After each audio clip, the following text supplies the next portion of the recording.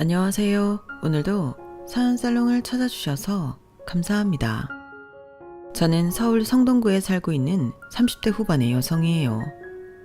한때 저는 사랑하는 사람과 함께하는 걸 꿈꿨었는데요. 한 번에 원치 않은 이별과 그 다음에는 파토를 내버리고 나니 지금은 누구를 만나겠다는 생각이 없는 상태예요. 결혼을 물질적인 교환 수단으로 보는 사람들 때문에 질렸거든요. 제가 직접 그런 사람들을 만나게 됐고 결혼 약속을 파토냈기 때문에 이렇게 사연을 보내게 됐어요. 그럼 더 길게 설명하지 않고 본격적인 이야기 시작해 볼게요. 저는 작지만 알찬 사업을 하시는 아빠와 초등학교 선생님인 엄마, 그리고 저, 이렇게 세 식구로 된 단란한 가정에서 자랐어요. 아빠는 회사 직원의 일부를 보육원을 나와 갈 곳이 없어진 갓 20살이 된 사람들로 채우셨어요. 항상 그러셨죠. 아빠의 지로는 이랬어요. 내가 잘 되는 건 운이 좋아서야. 그러니 그 운을 남에게 나눠주는 것도 할 줄 알아야지. 우리 회사에서 일을 배우고 다른 데 가도 좋다. 아빠는 우리 회사가 스물이 되어 사회에 나온 아이들에게 희망이 됐으면 좋겠다. 부창부수라고 엄마도 한 달에 한 번은 하루를 비우고 봉사활동을 다니셨어요. 그러니 저도 자연스럽게 엄마를 따라 봉사하는 걸 당연하게 생각하며 자랐죠. 엄마는 낙후된 지역의 노인분들을 위한 봉사를 많이 하셨는데요. 어린 제가 가서 할머니 할아버지들 안마를 해드리면 다들 그렇게 좋아할 수가 없더라고요. 아유, 어쩜 이렇게 안마를 시원하게 잘하니? 어린데도 참 야무지구나. 얼굴도 이쁘고. 우리 손녀 생각난다. 방앗간 내는 손녀라도 있지. 나는 아무도 없다고. 에휴, 저런 손녀 하나만 있어도 얼마나 좋을꼬. 밥 안 먹어도 배부르겠어. 칭찬을 들으면 기분이 좋아 더 열심히 했던 것도 같네요. 그뿐 아니라 김장철엔 김치도 해서 혼자 사시는 분들한테 나눠드리고 반찬도 도우미 아주머니와 대량을 만들어 갖다 드리기도 했어요. 저는 자연스레 그렇게 나누는 게 당연한 걸로 알고 컸고요. 대학 졸업 후에는 처음부터 아빠 회사에서 일한 건 아니었어요. 대기업에서 6년간 일을 했었네요. 그러고 아빠 회사의 중간 관리직으로 갔는데 아무래도 회사 분위기나 시스템이 조금은 다르다 보니 처음에는 어려움도 있었지만 금세 적응했어요. 그게 아빠 회사라서라기보다는 회사 직원 대부분이 아빠한테 불만이 없어서였어요. 저는 아빠 딸이라는 걸 말하지 않았기 때문에 제 앞에서 일부러 아빠에 대해 좋은 말을 하는 게 아닌 진심이란 걸 알아서 정말 뿌듯했고 회사에 금방 정을 붙였어요. 아빠는 여전히 보육원을 나온 아이들 중에서 우리 회사에서 배울 수 있는 기술직을 원하는 사람들을 취직시켜 주고 계셨어요. 다른 부서 과장님은 이런 말도 했죠. 사장님 같은 분이 있다는 게 세상에 희망이 있다는 증거야. 어려운 사람들 일부러 채용하지 월급 한 번 밀린 적 없지. 직원들한테 함부로 하지 않지. 그래서 내가 계속 여기 다닌다고. 그러고 보니 정말 작은 회사인데도 이직률이 아주 낮은 회사가 우리 회사더라고요. 저는 아빠가 너무 자랑스러웠어요. 그렇게 하루하루 뿌듯함 속에 일을 하던 중 남자를 사귀게 되었는데요. 대학 선배였고 통번역 일을 하는 사람이었어요. 자기 일을 정말 좋아해서 열심히 하는 모습에 반했었죠. 남친은 출장을 가게 되면 꼭 거기에서 사진을 찍어 인화해서 선물로 주곤 했어요. 혜주야, 이거 봐. 하늘이 정말 이쁘지. 아침에 해가 뜨는데 이렇게 하늘색이 예쁘게 변하더라. 너한테 꼭 보여주고 싶었어. 고마워, 오빠. 덕분에 나한테 멋지고 아름다운 사진이 100장은 넘겠다. 100장은 너무 오버하는 거 아니야? 내가 본 걸 너한테도 보여주고 싶은 거야. 이렇듯 따뜻하고 상냥했던 저보다 2살 많은 남친은 남자답게도 해서 저를 잘 이끌어주는 사람이었어요. 그러니 결혼은 당연한 거였고요. 양쪽 집안에 인사도 드리고 상견례까지 하고 저희는 결혼식을 향해 하루하루 지내는 일만 남았었네요. 아들만 둘 있는 남친 집에서는 저를 딸처럼 여겨주셨고 오로지 저만 바라보고 사시던 부모님은 남친을 아들처럼 아껴주고 좋아하셨어요. 누가 봐도 집안 어른들까지 아주 잘 만났다고 할 정도였죠. 하지만 이 모든 걸 남친이 어느 날 일을 하다가 쓰러지면서부터 무너져 버렸어요. 남친은 회사 중역에 통역을 맡아서 회의를 하다가 갑자기 쓰러졌다고 했어요. 연락을 받고 응급실에 부랴부랴 간 저는 헬스한 얼굴로 누워있는 남친을 보게 됐네요. 바쁘다고 일주일 정도 못 본 것 같은데 저렇게 다른 사람이 되어 있다니 놀랍기만 했어요. 그리고 저도 모르게 눈물이 나왔어요. 정신을 차린 남친은 저를 보더니 일어나려고 하더군요. 제가 말리며 말했어요. 아프면 회사를 쉬면 되지 뭐하러 억지로 나가서 일을 하다가 이렇게 쓰러져. 결혼 전에 이러면 어쩌려고 그래. 나 걱정시키고 싶어? 그럴 리가 있어. 미안해. 요새 좀 어지럽고 소화도 안 되기는 했어도 대수롭지 않게 생각했는데 이렇게 될 줄은 생각도 못했어. 내가 MRI고 뭐고 다 찍어달라고 했어. 혈액 검사도 전부 다 한댔고. 그것 말고도 병원에서 시키는 거 전부 다 해야 돼. 알았지? 알았어. 혜주 네가 시키는 대로 다 할게. 남친은 저를 보고 애써 웃었지만 힘이 하나도 없었어요. 그런 모습을 보는 저는 너무 속상했고요.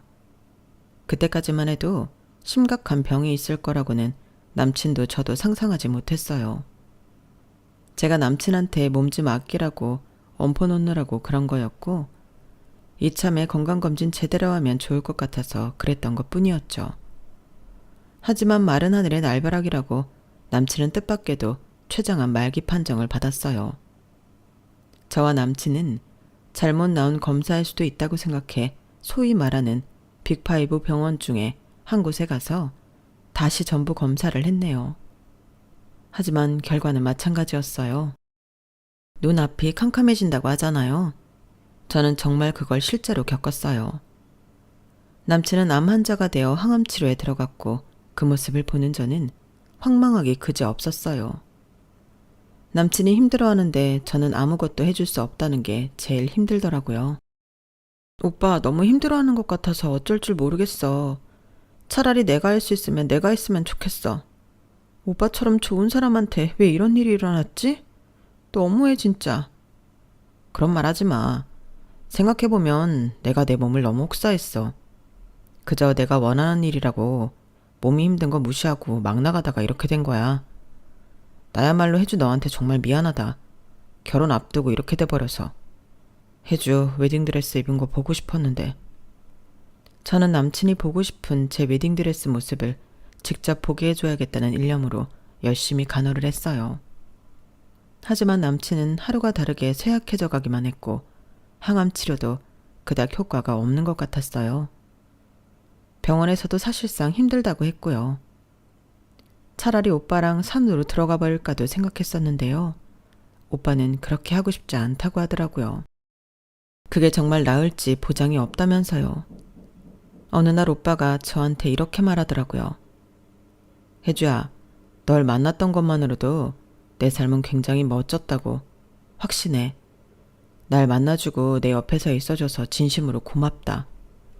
오빠, 그게 무슨 소리야. 왜 떠날 사람처럼 그런 말을 해. 오빠 괜찮아질 거야. 그러니까 약한 소리 하지 마. 그토록 기적이 일어나길 바랐지만 남친은 몇 주 후에 세상을 떠나고 말았어요. 정말 믿어지지 않았고 모든 게 거짓말 같기만 했어요. 식장에서도 내내 멍하니 있다가 미친 듯이 울다가를 반복했네요. 남친 부모님은 그런 저를 불러 이렇게 말씀하셨어요. 혜주야, 우리 아들 끝까지 지켜봐줘서 고맙다. 태훈이가 행복하게 저 세상 갔을 거다. 그리고 우리 인연도 여기까지인 것 같다. 네가 태훈이보다 더 좋은 사람 만나서 잘 사는 게 우리도 돕고 태훈이도 편하게 해주는 거야. 알았지? 그러니 우리 이제 그만 만나고 각자 갈 길 가자꾸나. 그게 어떤 말인지 너무 잘 알기에 저는 그저 울기만 하고 아무 대답도 할 수 없었어요. 저는 남친 부모님 옆에 남고 싶었지만 그게 더 그분들 마음을 후벼 판다는 것도 알고 있었거든요. 저를 볼 때마다 아들 생각이 날 텐데 얼마나 가슴이 아프시겠어요. 그렇게 저는 남친 부모님과도 이별을 하고 말았네요. 한동안은 눈물이 마를 날 없이 지냈어요. 물론 부모님 앞이나 회사에서는 티를 내지 않았지만 매일 울면서 남친 생각을 했어요. 그러다 보니 꾸역꾸역 밥을 먹어도 살은 계속 빠졌고 부모님도 저를 걱정 많이 하셨어요. 그래서 일부러 저를 한 달 동안 유럽 여행도 보내시고 같이 국내 여행도 많이 데려가 주셨죠. 그래도 안 되겠는지 하루는 엄마가 저한테 말씀하셨어요. 혜주야, 차라리 힘들다고 말해. 그리고 울어. 누가 너더러 울면 안 된다고 할 사람 있니? 그냥 속 시원하게 울어라. 우리 너무 배려하지 않아도 되니까 아무 때나 너 하고 싶은 대로 해. 엄마의 그 말에 저는 무너지고 말았네요. 엄마 품에 안겨 어릴 때로 돌아가 얼마나 울었는지 몰라요. 엄마도 저를 안고 펑펑 우셨고요. 그렇게 엄마와 껴안고 하룻밤 자고 났더니 좀 개운하긴 했어요. 세상이 좀 다르게 보이기도 했고요. 부모님도 그새 안색이 안 좋아지셨다는 걸 깨달았어요. 제 걱정을 하느라 그렇게 되신 거였죠. 저는 이대로 있어서는 안 되겠다고 남친이 저 세상으로 가고 1년도 더 지나서야 깨달았어요. 그때부터 기운을 차리고 회사 일도 더 생기 있게 해나갔고 엄마와 함께 김장 담궈서 어려운 분들에게 나눠드리기도 했네요. 여기저기 봉사도 다녔고요. 할머니, 어깨 많이 뭉쳤으니까 꼭 물리치료 받으러 가세요. 끼니 거르지 마시고 꼭 챙겨 드시고요. 아셨죠? 반찬 없으신 말만 하세요. 제가 갖다 드릴 테니까 아껴서 드시지 마시고요. 아유, 이렇게나 나를 생각해 주다니 너무 고맙네. 내가 말년에 무슨 복으로 아가씨 같은 사람을 만났을까? 내가 괜히 젊은 사람 고생시키는 것 같아 미안해. 그런 말씀 마세요. 저 괜찮으니까 말씀만 하세요. 그게 전 더 좋아요. 그러면서 운동도 시작했어요. 새벽 달리기를 하다가 본격적으로 PT를 등록했고 전문 트레이너의 도움을 받으며 운동을 하다 보니 마음도 새로워지더라고요. 이것저것 배우러도 많이 다녔고 영화도 많이 봤어요. 그렇게 혼자 있는 시간을 갖지 않고 활동을 많이 하다 보니 조금씩 남친을 떠나보낼 수 있게 되더군요. 시간이 지나며 가슴속의 상처도 점점 아물어서 남들처럼 평범하게 살 수 있게 되었어요. 그렇게 정신없이 살다 보니 어느덧 7년이라는 시간이 흘렀고 제 나이는 30대 후반을 향해 가고 있었어요. 정신을 차려보니 친구들은 대부분 결혼을 했고 학부모가 된 사람도 있더라고요. 문득 쓸쓸하다는 생각이 들었는데 지인이 저한테 소개팅을 하라고 하더라고요. 변호사라고 해서 만나기 부담스러웠는데 지인 손에 잡혀 억지로 만나는 곳까지 끌려갔어요. 그렇게 어색한 첫 만남을 갖고 난 후 보니 의외로 저와 잘 맞는 부분이 있는 것 같더라고요. 혜주 씨는 어떤 인생을 꿈꾸세요? 낭만적으로 들리겠지만 목표가 뭔지 알고 싶네요. 전 제 일도 잘하고 힘든 사람들도 돕고 싶어요. 인생은 혼자만 살아가는 게 아니라 세상하고 더불어 살아간다고 생각하거든요. 저도 공경에 처한 사람들을 돕고 싶어서 변호사가 됐어요. 저로 인해서 법을 잘 몰라서 어려움을 당한 사람들이 안심할 수 있다는 게 참 좋더라고요. 괜찮은 사람이다 싶었고 그렇게 전 그 남자와 연인이 되었어요. 남친이 저 세상으로 가고 7년이 넘어서야 새로운 사람을 만난 거였어요. 새 남친은 저한테 상냥하고 좋은 사람이었어요. 한 번은 휴일에 같이 교회로 놀러 갔다가 피곤해서 힘들다고 하자 저를 업고 응급실에 가려고 하더라고요. 피곤한데 왜 나와도 괜찮다고 했어. 그럴 때는 쉬어도 되는데. 안 되겠다. 응급실 가서 링거 한 대 맞자. 아니야. 그럴 정도는 아니라고. 오버하지 마. 내가 진짜 힘들었으면 오늘 나왔겠어? 그럼 내가 업고 가지는 않을 테니까 링거는 한 대 맞자. 아니다. 서울 올라가서 맞을까? 그게 낫겠다. 이렇듯 남친은 제가 조금만 다치거나 아파도 엄청 마음을 쓰고 배려를 해줬어요. 게다가 저의 사소한 취향까지 신경을 써줬죠. 하루는 남친이 디저트 박스 하나를 내밀더라고요. 유명하기도 하고 비싼 거라서 지나가는 말로 먹어보고 싶다고만 했던 거였어요. 경호씨, 이거 어떻게 샀어? 여기 요즘 줄 엄청 길게 서잖아. 가격도 만만치 않고 금방 품절되는데? 그래서 문 열기 30분 전부터 가서 줄 서 있었어. 나는 디저트 뭐가 맛있고 그런 거 잘 모르긴 한데 혜주 너 추천으로 먹은 거 다 맛있더라. 그리고 이거 네가 진짜 먹고 싶어 했던 거 아니야? 남친이 이 정도는 해줘야지. 아니, 일도 바쁜 사람이 어떻게 줄 서서 살 생각을 했어. 정말 고마워, 경호씨. 이렇게 제 마음을 헤아려주고 저를 위해 중고등학생들과 대학생들 틈에서 줄까지 선 남친을 보며 이런 사람이라면 평생을 함께해도 되겠다는 생각이 들었어요. 그래서 만난 지 6개월도 채 안 되어 결혼을 약속하고 남친 집에 인사를 드리러 갔어요. 남친은 저를 처음 만났을 때 아버지가 몇 년 전에 돌아가셔서 어머니만 있다는 얘기를 했기에 그런 점들은 알고 있었어요. 아버지가 돌아가시면서 집안 형편이 전보다 더 안 좋아졌다는 것도요. 남친의 본가는 수도권 외곽에 있는 연식이 오래된 아파트였어요. 저는 제 시댁이 잘 살고 말고는 신경 쓰지 않았어요. 그런 걸 따져가며 사람 만나라고 배우지 않았으니까요. 남친 집에 가서 인사를 드리고 남친 어머니와 같이 밖에 나가서 식사를 하기로 했어요. 남친 어머니가 무슨 음식을 하면 좋을지 모르겠다고 걱정하셨다길래 제가 나가서 먹자고 했죠. 그렇게 집에서는 인사만 드리고 셋이 나와서 운치 있는 한옥 한정식에 가서 식사를 했어요. 남친 어머니는 저희 아버지 사업에 대해 이것저것 물어보더군요. 아버지 회사 직원은 몇 명이나 돼? 수익은 잘 나오는 편인가? 직원은 꽤 있어요. 강소업체니까요. 회사가 그래도 설립 연도가 꽤 돼서 자리는 잡혀 있다는 것까지만 말씀드릴게요.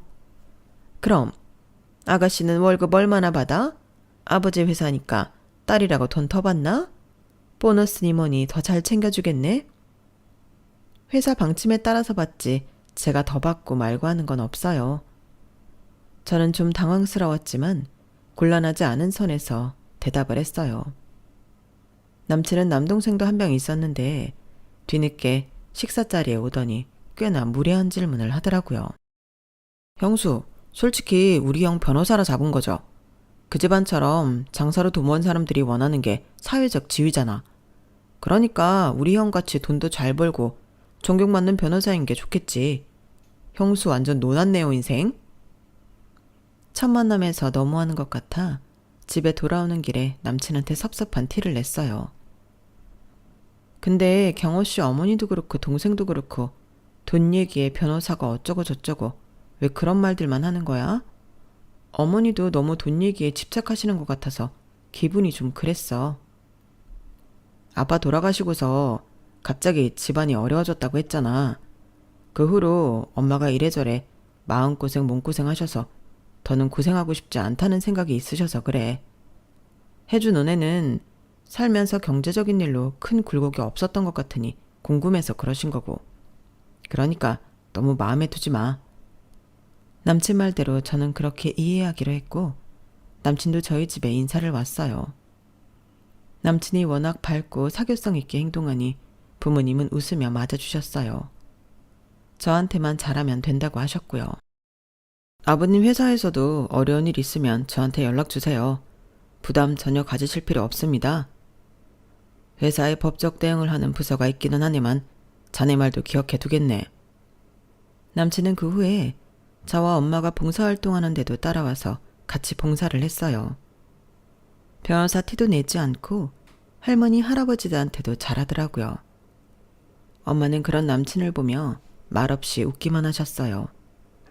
그저 저한테만 잘하라고 하셨고요. 지금 생각해보면 부모님은 남친이 썩 마음에 들지는 않았지만 저 생각해주는 마음 하나만 보셨던 것 같아요.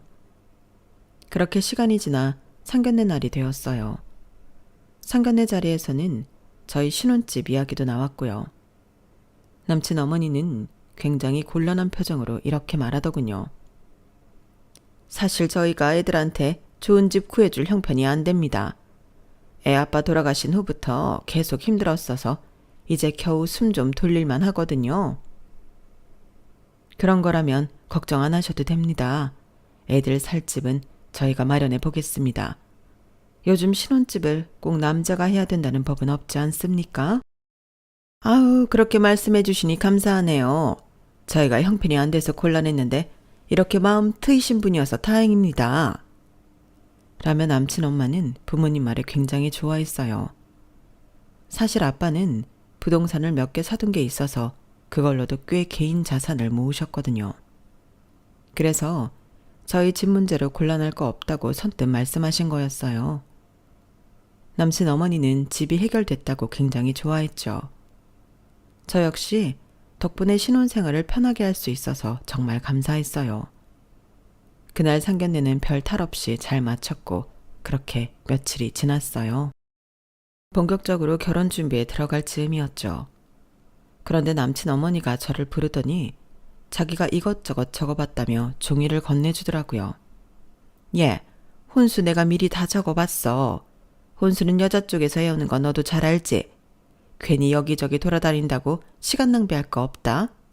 내가 적은 대로만 해오면 돼. 아, 네.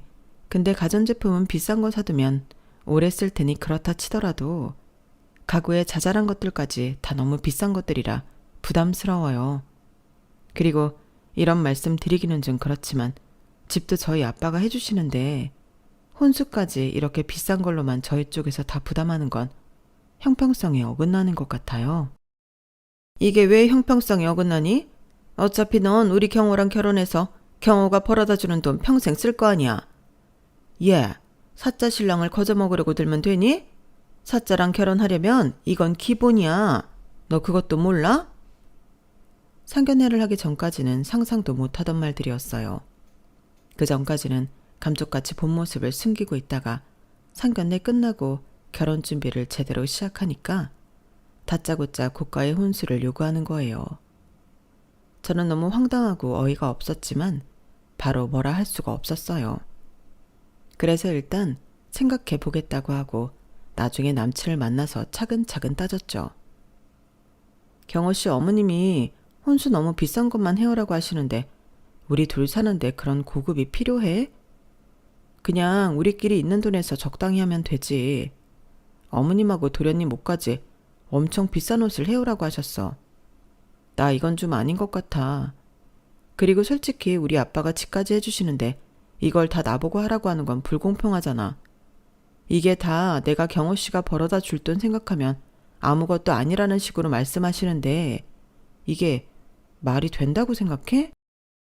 네가 생각할 때 그럴 수 있어. 불합리하게 느껴지는 거 이해해. 근데 엄마 말이 맞긴 하잖아.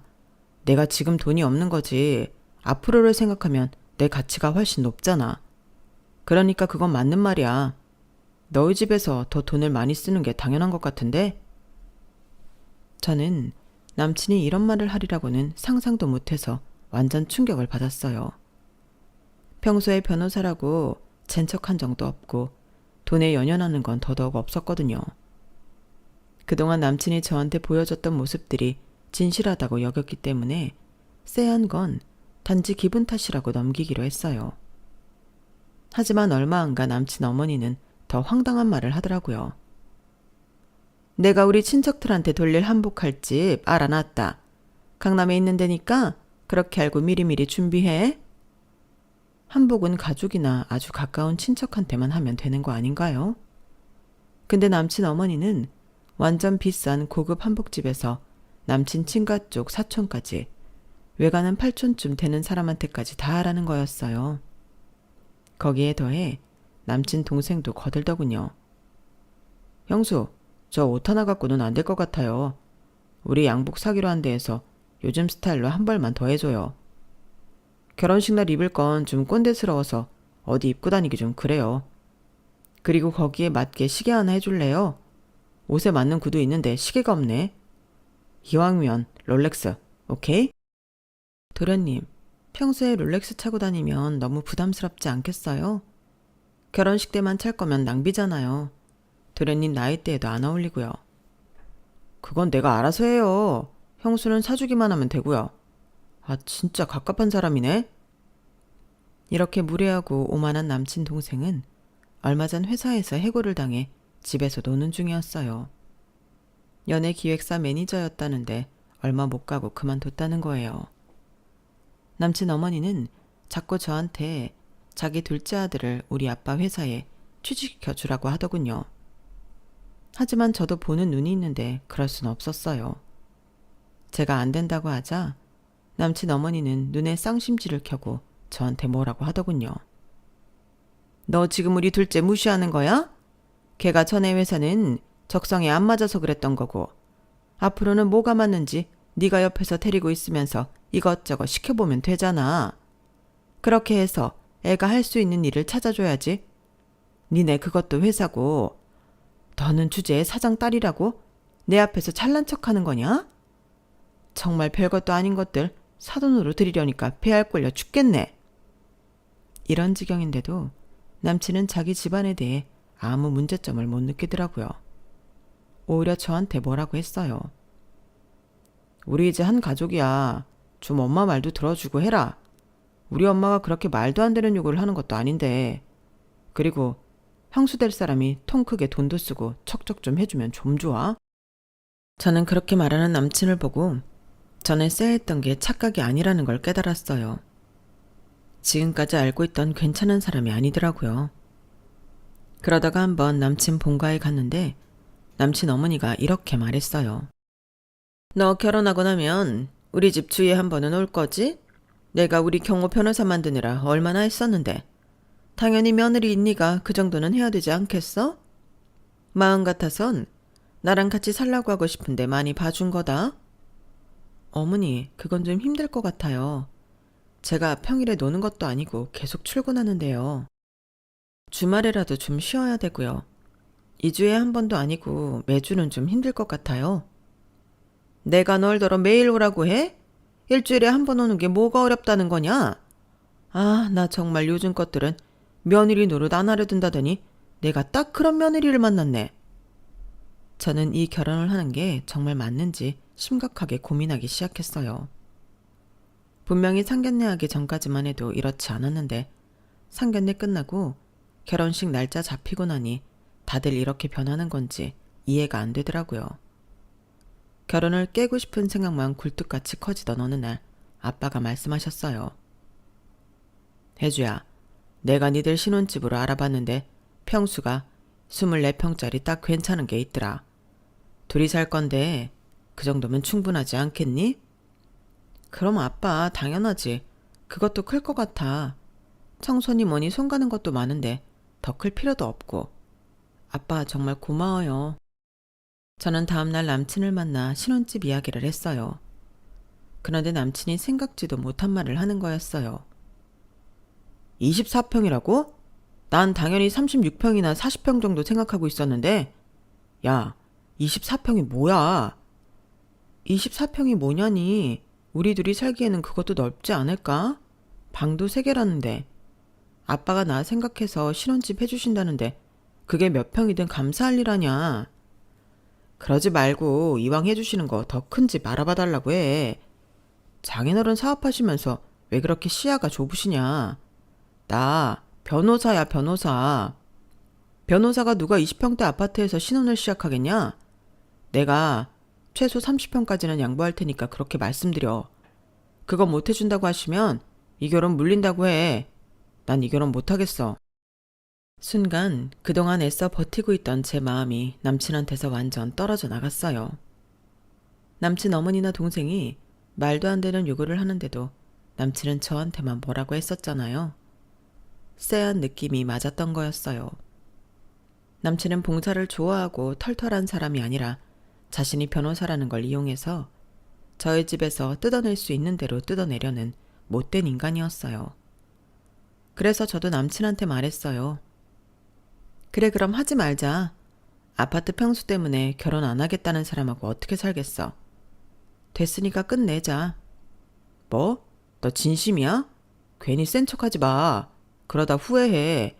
너 변호사랑 결혼하는 거야. 그런데 너나 니네 집은 너무 아니란 것 같아. 솔직히 우리 엄마가 뭘 그렇게 무리한 요구를 했냐? 내 동생도 마찬가지야. 내가 40평 아파트 받아도 우리가 손해나는 건데 그걸 모르냐? 그래, 너 손해니까 하지 마. 나도 결혼을 자기 직업 앞세워서 장사하듯 하는 사람하고 하기 싫어. 우리가 너나 니네 집에 빚졌니? 왜 우리가 죄 지은 것도 아닌데 그런 무리한 소리를 다 들으면서 결혼해야 돼? 그러니까 없던 걸로 하자는 거야. 참나. 그러면 뭐 내가 못할 줄 알아? 알았어. 파혼하자. 나도 20평짜리 아파트에서 궁상 떨며 사회노릇 할 생각 없어. 머무든 개가 머무든 게 나무란다고 남친은 오히려 저한테 큰 소리를 치더군요. 저는 제가 완전 사람 잘못 봤다고 후회를 하며 집으로 돌아왔어요. 그리고 파혼 얘기를 부모님한테 어떻게 전달할지만 고민하고 있었죠. 그런데 황당하게도 다음날 남친 어머니가 저를 회사에서 불러내더니 난리를 치는 거였어요. 너 대체 어떻게 된 거야? 그냥 니네 아버지한테 40평짜리 집으로 해달라고 하면 되잖아. 그걸 못하겠다고 파혼을 해? 네가 지금 경호 안 잡으면 네 손해다. 글로 들어온 복 도로 내쫓는 거라고. 내가 이번 한 번은 참을 테니까 니네 아버지한테 가서 잘 얘기해. 그리고 여기 혼수 목록 다시 가져왔다. 여기 있는 거 그대로 해온다고 하면 내가 없던 일로 넘어가 줄게. 그리고 결혼하고 나한테 한 달에 130만 원씩 보내라. 이것도 내가 많이 봐주는 거야. 대체 어떤 정신 상태면 저런 말을 할 수 있는 건가요? 아니, 변호사 아들이 그렇게 대단하면 더 대단한 여자랑 결혼하면 되지 않나요? 저는 말도 안 되는 소리를 하는 사람들과 더 이상 상대하기 싫었어요. 그래서 혼수 목록을 그 자리에서 박박 찢어 뭉친 다음에 카페 나가는 문 옆에 있는 쓰레기통에 버렸어요. 너 지금 나한테 시위하냐? 넌 무슨 애가 그렇게 무식하니? 니네 집도 그렇고. 네가 변호사 남편 없는데 이 정도도 못한다는 게 말이 돼? 네가 아주 공짜로 우리 아들 가지려고 작정을 했었구나. 네. 그러니까 변호사 남편 얻으면서 아줌마가 말한 대로 다 할 여자 찾으세요. 저는 굴러 들어온 복 그냥 차버리려고요. 이제 더는 엮일 일 없으니까 아줌마라고 할게요. 안녕히 가세요. 사실 아빠는 저희한테 강변뷰에 고급 아파트를 사주시려고 했어요. 제가 24평이라는 것만 얘기한 건 어쩌면 이 인간이 어떻게 나오나 보고 싶었던 건지도 몰라요. 저는 마지막 정리하자는 톡을 보내며 아빠가 사주시라고 했던 아파트 사진을 같이 보냈어요. 그랬더니 득달같이 그놈한테서 전화가 오더라고요. 혜주야, 너 이 아파트인 건 왜 말 안 했어? 여기면 이야기가 다르지. 나는 그저 그런 아파트 해주는 건 줄로만 알았네. 우리 이렇게 하자. 내가 깔끔하게 사과하고 결혼하는 걸로. 그럼 너도 좋고 나도 좋은 거잖아. 뭐가 너도 좋고 나도 좋아. 나는 너 이렇게 속물인 줄 꿈에도 몰랐어. 물론 좋은 걸 바라는 건 당연한 거야. 그런데 결혼을 갖고 장사하려고 했잖아. 너나 니네 엄마나 네 동생이나 우리 집이 무슨 은행인 줄 아나 봐. 난 그런 사람들하고 더는 엮이기 싫어. 내가 이렇게 너한테 제안을 하잖아. 내가 깔끔하게 사과한다고. 솔직히 한 번에 좀 더 자리 잘 잡아보고 싶은 욕심은 있었다. 그건 인정할게. 그래도 우리가 틀린 말 한 거 아니야. 내가 너랑 결혼하면 내 월급 다른 데로 가?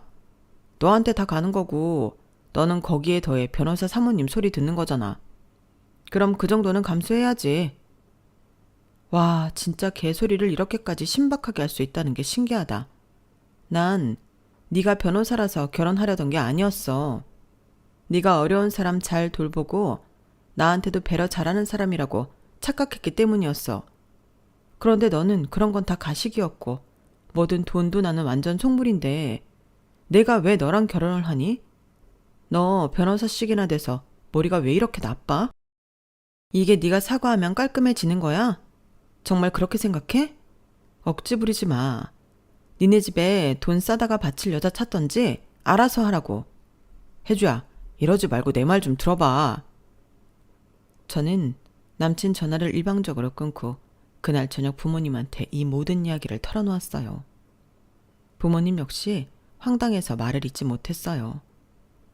하지만 서로를 위하며 결혼까지 가지 않은 걸 다행히로 여기자고 했죠. 그렇게 저희는 결혼 준비하던 모든 걸 중단했어요. 저 역시 전처럼 일상을 보냈고요. 그런데 얼마 가지 않아 이놈이 자꾸 저한테 치근대는 거였어요. 혜주야, 우리 모든 걸 잊고 다시 시작하는 마음으로 만나면 안 될까? 나는 너 없으면 안 될 것 같아. 변호사고 뭐고 그런 거 다 잊고 다시 만나자. 어? 그런데 어느 틈에 아빠가 저를 쫓아오신 건지 저만치에서 오셔서 제 앞을 가로막고 서시는 거였어요. 남친은 놀라서 얼굴이 벌개지더라고요. 너희 쓰레기 같은 놈, 당장 내 딸한테서 떨어져. 내가 너 다니는 로펌에도 다 알아봤는데 네 인성 아주 개차반으로 소문났더라. 네가 네 동료들한테 평생 빨대 꽂을 여자 찾았다고 했었다며. 내 딸을 뭘로 보고 그런 소리를 해? 당장 꺼지지 못해? 아버님, 제가 실수했어요. 사람이 실수 한 번은 할 수 있는 거잖아요. 그러니 노여움을 푸시고 저에게 다시 기회를 주세요. 제가 혜주한테도 잘하고 아버님 어머님한테도 정말 잘하겠습니다.